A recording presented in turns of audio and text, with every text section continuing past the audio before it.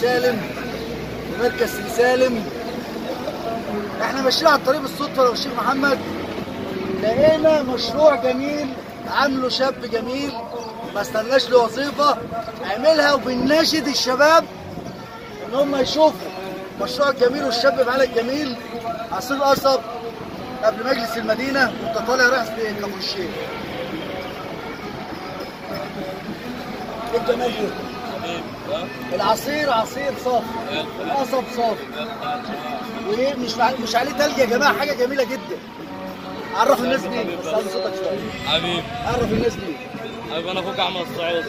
احمد الصعيدي حبيبي. جات لك فكرتك ازاي ان انت تعمل مشروع جميل ده وما تستناش حاجه من حد؟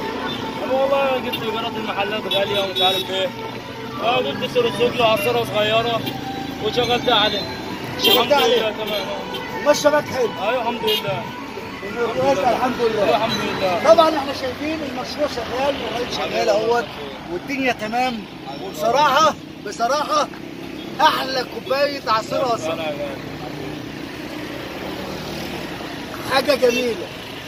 الراجل ده اهو احمد الصعيدي شاب جميل من شباب سي سالم، قال لك المحلات غاليه والدنيا غاليه، جاب التورسيكل بتاعه وعمل مشروع جميل ده. بعد اذنك كده خش لي على الكاميرا.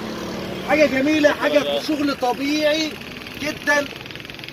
انا عايز اقول اداره الجنتل احمد الصعيدي، الجنتل بجد حاجه جميله. القصب قدامنا، الليمون، الحليب، كل حاجته حتى التمر وكل حاجه موجوده.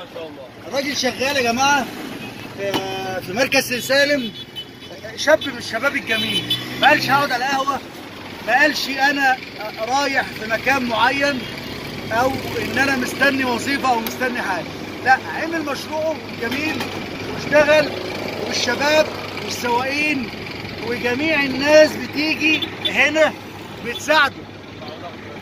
احنا شايفين وسط الجميل واقف نازل رايح على احمد الصعيدي على طول عشان يشرب عصير قصب الجميل. قول له حضرتك ايه رايك في الشغل ده كده؟ طب والعصير عامل ايه معاك؟ يعني انت لازم تخسر. يعني شوف، يعني الراجل بيقول لك والله شغال الشغل ده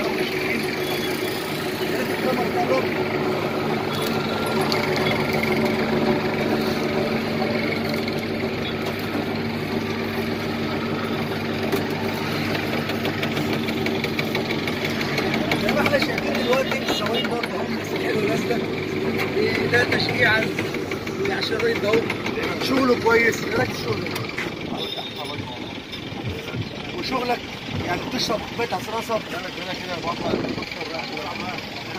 يعني شوف الشباب والحاجات الجميله. اخويا يا عم.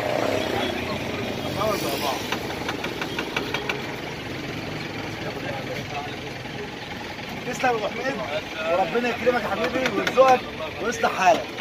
احنا نستناكم في مكان تاني ومع مشاريع الشباب تانيه، وانتظرونا.